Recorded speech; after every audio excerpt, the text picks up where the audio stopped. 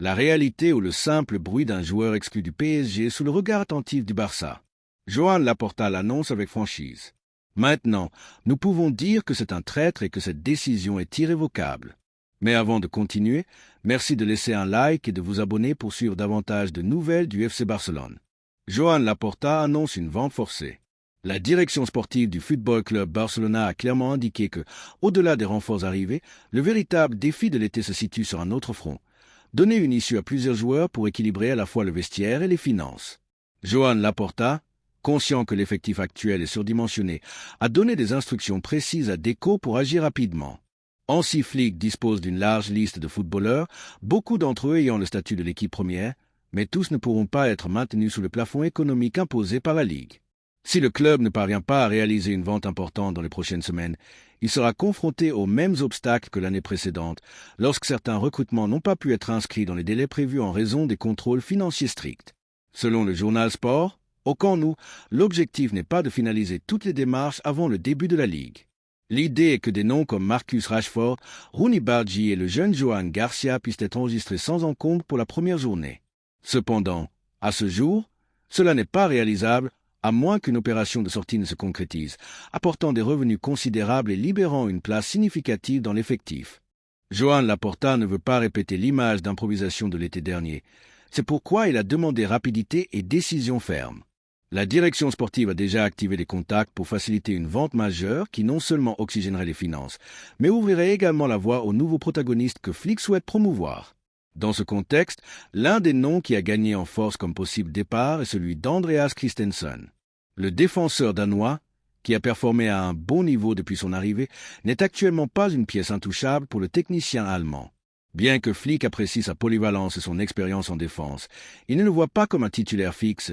Compte tenu que son contrat expire en 2026, le club considère que c'est le moment idéal pour faire des bénéfices avant de risquer de le perdre sans compensation dans un an. La même source, Sport, indique qu'il existe des clubs intéressés par Christensen, prêts à offrir des sommes proches des 30 millions d'euros, une quantité très attrayante pour les urgences financières que traverse l'entité. Il ne s'agit pas d'une décision facile, car le joueur a été un professionnel impeccable et jouit d'une bonne considération au sein du vestiaire. Cependant, les circonstances obligent à prioriser la durabilité plutôt que le sentimentalisme. Avec le marché avançant rapidement et la pression de la Ligue augmentant à l'approche du début officiel de la saison, le Barcelona a peu de marge pour la spéculation. La feuille de route est claire. Avant d'inscrire les nouveaux, il faut alléger l'effectif et cela ne se fait qu'avec des ventes réelles, pas des concessions ou des promesses futures. Le joueur issu du centre de formation est toujours sur le point de partir et le Barça attend. Le FC Barcelone a commencé la pré-saison avec un air de renouveau sous la direction de Hansi Flick.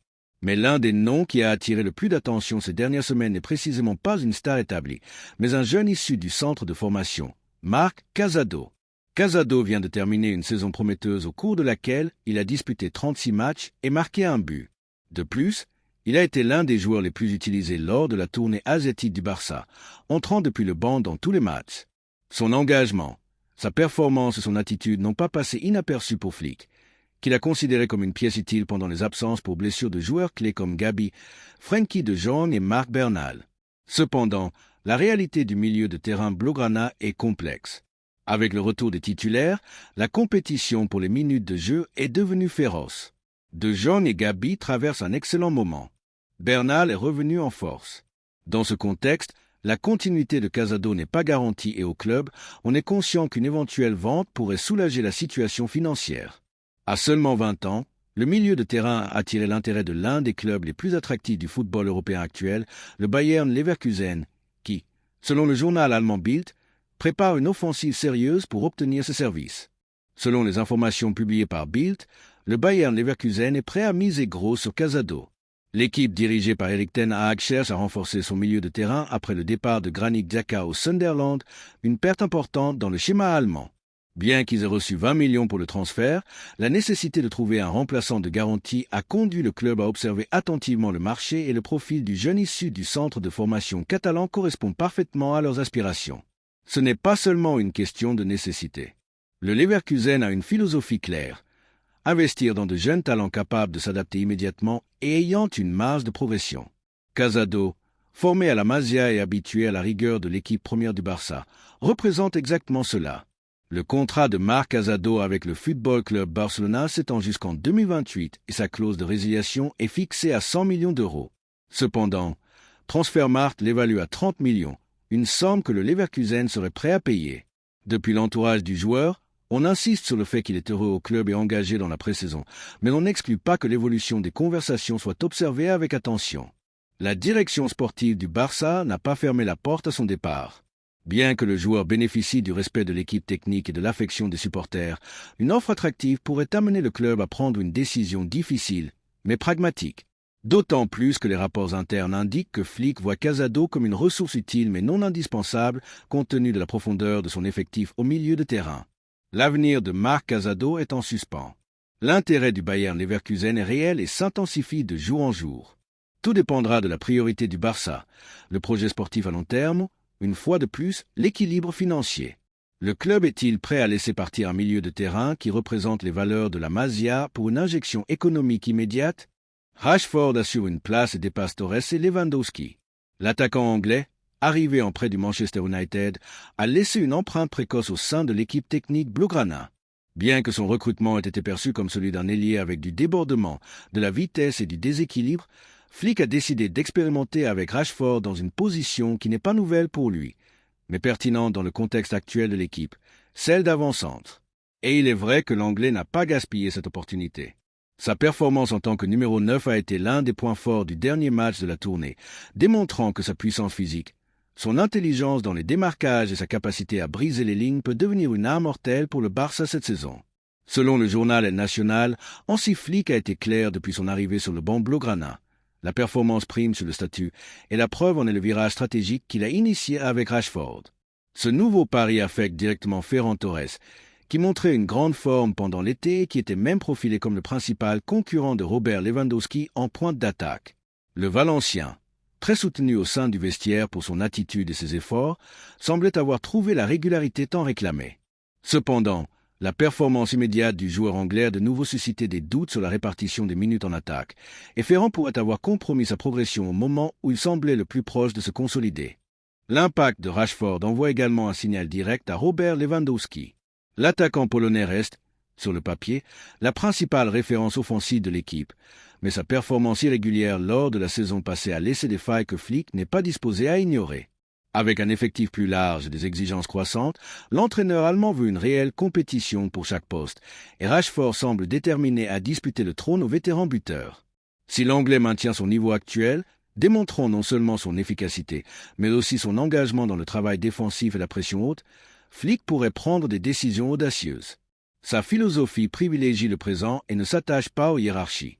Ce qui compte, c'est qui apporte le plus à l'équipe à chaque moment. L'irruption de Rashford au centre de l'attaque a généré un véritable casse-tête positif pour Flick. Aujourd'hui, l'entraîneur dispose d'un éventail offensif de premier niveau. Lamine Yamal, Rafinha, Dani Olmo, Ferran Torres, Lewandowski lui-même et maintenant aussi Rashford. Chacun d'eux peut jouer dans différentes zones du front d'attaque et l'entraîneur a déjà fait savoir qu'il fera des rotations selon les exigences des matchs.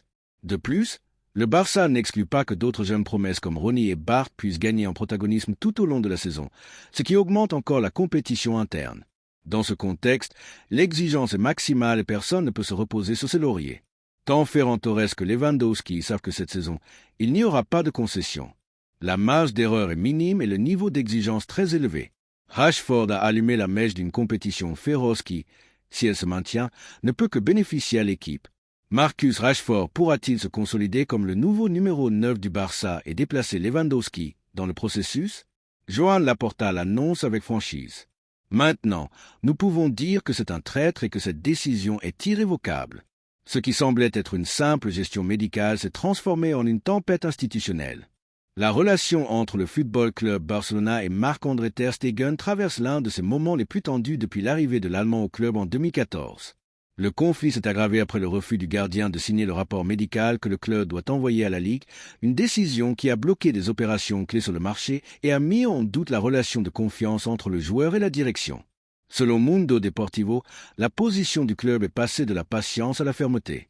Initialement, le Barça avait laissé la porte ouverte au dialogue avec Ter Stegen, convaincu qu'il réfléchirait et accepterait de signer le rapport médical sur son opération du dos, comme l'exige la commission médicale de la Ligue pour activer la fameuse règle des blessures. Cette norme permettrait au club de libérer une partie du salaire du joueur jusqu'à 80% et ainsi d'inscrire un remplaçant temporaire, dans ce cas Johan Garcia ou Wojciech Szczesny. Mais le refus persistant du gardien a déclenché un profond mécontentement au sein de l'entité. Dans l'entourage du club, selon la même source, on commence à parler de mauvaise foi de la part du capitaine, l'accusant directement d'entraver les stratégies sportives et financières du club. Le club a réagi en ouvrant une procédure disciplinaire contre Ter Stegen, s'appuyant sur l'accord entre la Ligue et l'Association des footballeurs espagnols qui prévoit des sanctions pour désobéissance grave. L'une des mesures envisagées par le département juridique du Barça, toujours selon Mundo Deportivo, inclut une suspension pouvant aller jusqu'à 30 jours sans salaire et une amende pouvant atteindre 340 000 euros. Bien que l'entourage du joueur argumente que sa décision est basée sur le droit à la confidentialité des données médicales, protégées par la législation espagnole, au club, on ne comprend pas comment le même footballeur qui a refusé de signer ce rapport a été le premier à communiquer publiquement son absence pour 3 mois via ses réseaux sociaux, contournant la stratégie de communication institutionnelle. L'attention, cependant, ne se limite pas aux aspects légaux ou médicaux. Selon des sources consultées par Mundo Deportivo, il existe des motifs économiques sous-jacents.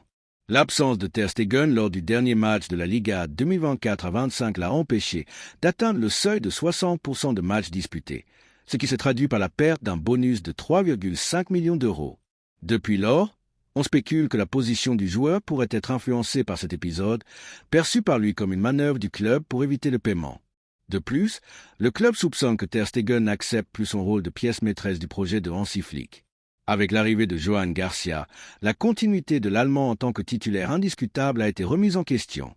Dans ce contexte, son refus de coopérer est interprété comme une tentative de maintenir le contrôle sur sa situation contractuelle jusqu'en 2028, même si cela signifie tendre la corde avec le club qui l'a converti en référence.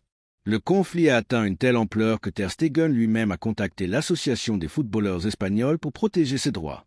Parallèlement, le club a maintenu une stratégie de pression subtile, recourant au dialogue avec Deco et à la voie amiable, tout en instruisant son équipe juridique pour préparer d'éventuelles sanctions. Comme le souligne l'avocat Christian Zarroca dans des déclarations recueillies par Catalunya Radio, cette possible sanction pourrait n'être qu'un mécanisme de pression, car les deux positions ont un fondement légal. Cependant, ce qui se révèle en profondeur est une faille institutionnelle qui va au-delà du juridique. Il s'agit d'un capitaine qui ne semble plus aligné avec la vision d'avenir du club. Dans ce scénario, le Football Club Barcelona se trouve dans une impasse. Sans la signature du joueur, il ne peut pas activer l'exception médicale de la Ligue pour inscrire de nouveaux recrutements, ce qui complique encore davantage une planification sportive déjà conditionnée par les limites du fair-play financier. Ce qui, en d'autres saisons, aurait été une simple formalité médicale, s'est transformé en une bombe à retardement. Et avec le marché en marche, chaque jour qui passe sans résolution affaiblit davantage le club. Pensez-vous que cette facture avec Ter Stegen marque le début de la fin de son passage au FC Barcelone ?